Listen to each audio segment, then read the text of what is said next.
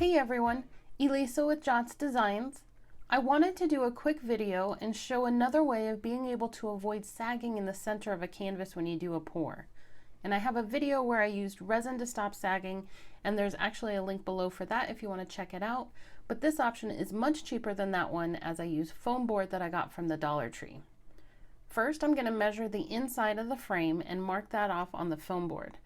And depending on the kind of canvas, this will vary, but I'm using a level 3 canvas from Michaels, and it has a deep frame. So I'm actually going to be measuring out 3 squares, and then that way the foam board won't end up just going between the frame and the canvas.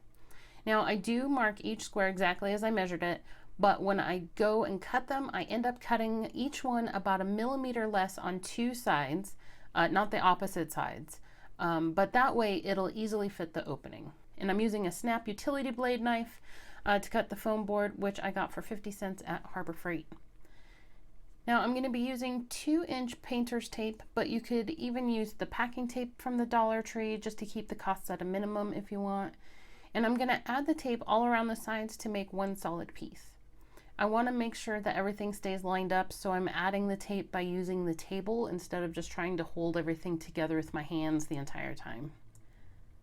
Once I've got all sides covered, I need to make it easy to remove from the canvas. So what I'm going to do is I'm going to add some tabs to each side, but just using more tape.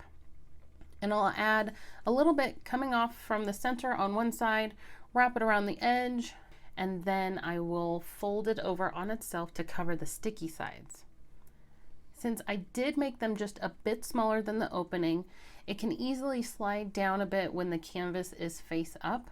And one way to stop that from happening and make sure that it's snug in the canvas where you want it to be is by using some toothpicks as wedges. I'm adding them at angles on 2 to 4 sides. You just have to play around with it just to see where you need them to be so that it's good and snug. And then you are all done and ready to go.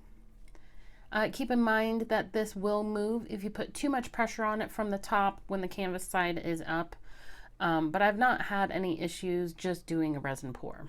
I hope this video will help you in the future, and please let me know if you have any questions. Don't forget to subscribe and hit that thumbs up. And I've got discounts and the products that I use listed in the description below, and you can also find more in my Amazon shop too. Again, I am Elisa with Jots Designs. Thanks for watching, and I will see you next time.